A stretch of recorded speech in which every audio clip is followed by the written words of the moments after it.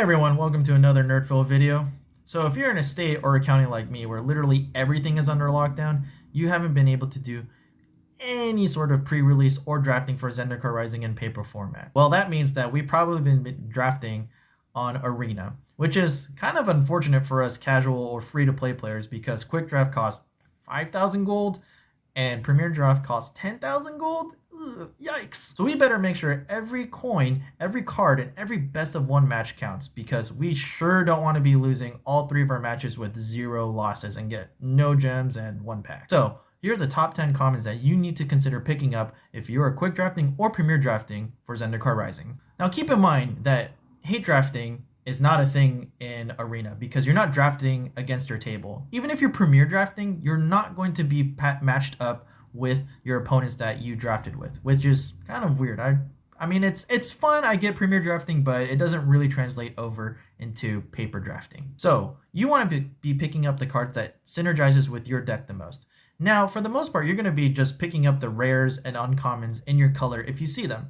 But the commons are the ones you're going to see the most, and there are times where you don't see a single rare or uncommon that you've drafted. It's happened to all of us. It's very unfortunate. So we better make sure the commons that we're picking up are crucial, impactful, and really help us win the game. So let's start with number 10. So number 10, we have Core Celebrant. Now on its own, this card is bleh.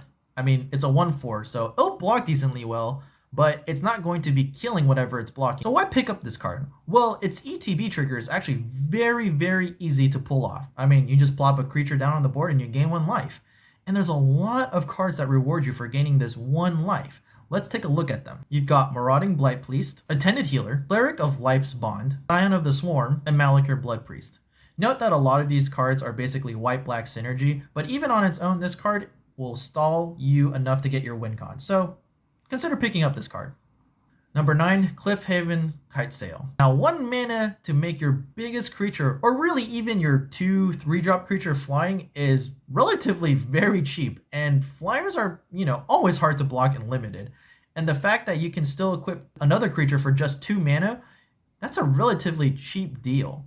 Also keep in mind that because this is a best of 1 match, most people are not going to be mainboarding artifact or flying removal. So that makes this card even better than it looks. Number 8, Tajuru Blightblade. Tajuru. How the heck do you say this? Somebody tell me how to say this. I normally don't put low-end creatures on this list because they're very easy to get rid of and very easy to maneuver. However, a cheap Death Touch creature is always welcome, and it's especially good against Landfall creatures that get bigger and bigger. However, there's a second hidden buff that maybe some of you are missing. Note that this is a green card that has the rogue creature type. Most of your rogues are in blue and black. So if you're playing cards that reward the party mechanic or reward you for having multiple full party cards, this card becomes doubly valuable because now you have a green card that also has the rogue archetype. So cheap Death Touch and helps you with your party mechanic. Very, very good card. Number 7, Subtle Strike. This is probably the second best common removal in black, and you will see number 1 later on in this list. This card is semi-removal, semi-common trick. It's a bit of both essentially, and you get to decide how you want to use it. Now, the fact that this can remove X1 creatures that are a pain in your butt for just 2 mana is awesome. And the fact that it also permanently buffs one of your creatures, it makes it even doubly awesome. But again, there's kind of like a second hidden buff with this card, and it's the fact that there are cards that synergize with you having counters on your creatures. Here are those cards: Haga Constrictor, Oblivion's Hunger, and Skyclave Shadowcat. Number 6, Shell Shield. Now this might seem like a weird card to put on this list because it doesn't seem all that great on its own. However, I've had a lot of success with this card, so I'm putting it on this list. You can basically read this card as 2 mana hexproof, so saves you from a bunch of removal, and even for 1 mana, buffing your creature by 3 toughness basically negates all the red spells that do 2 to 3 damage, thus saving your creature. This card also synergizes with kicker decks if you're going with the kicker deck strategy. Number 5, Practice Tactics. Now, if you have at least 1 party member out on the field, this basically reads Shock, which is limited and nuts. I mean, 1 mana shocks are always good and limited. You see them in standard play, so they're obviously going to be good in limited play. Now, this card is actually not that hard to pull off. So if you're playing white, you're seeing a lot of clerics and warriors, so you won't have any trouble there. And of course, if you're going in your second color that has maybe a different archetype, you're now going to be doing consistently about 4 damage for just 1 mana. Number 4, Inordinate Rage and Fissure Wizard. Now I put these 2 cards together because they're kind of doing the same thing in red, which is giving you card advantage-ish. Now if you're not playing red-blue, you're going to need all the card advantage you can get in red, and these are 2 great cards.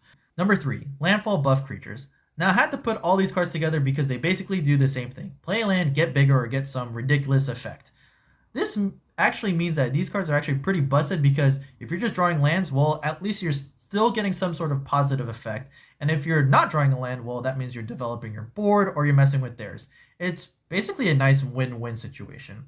So what I'll do is I'll rank the landfall creatures from worst to best.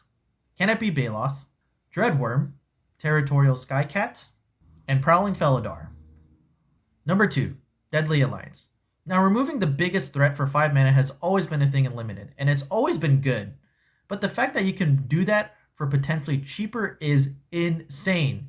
Even if you're doing it for 1 mana cheaper, makes this card really, really good. Now the fact is, you'll likely be able to play this consistently for 2 mana cheaper. So 3 mana remove the biggest threat is very, very good. So don't sleep on this card. Number 1, Feed the Swarm. Now, you know a card is good if it's worth more than some of the rares in this set. And if the foil common is worth more than the foil rare in this set. I'm not kidding, guys. I think this card was like $3 last I checked on TCG Player, which is insane. It's a common, but it's that good, guys. I mean, think about it. You're removing the biggest threat or an enchantment that's locking down your creature for 2 mana. Now you have to be careful when playing this card because you are playing the life, but think about the enchantment removals that are in the set that are relatively cheap. You got Nahiri's Binding, which is just 3 life, and Bubble Snare, which is just 1 life. That's really good, guys, to remove a card that is just locking down your biggest threat. Keep in mind that sometimes if your opponent is locking down a landfall creature that is getting bigger and bigger with counters, they're still getting the counters. So if you remove that enchantment, your creature is ready to swing back into action. So I hope this video gives you a lot of success in drafting on MTG Arena. Let me know if you want to see the 10 best uncommons for drafting, or if you want to see the cards that I think will go up in monetary value now that Omnath and certain other cards have been banned in Standard. Thank you guys so much for watching. Please sub, please like, please comment if you think I've earned it. And I'll see you in the next video.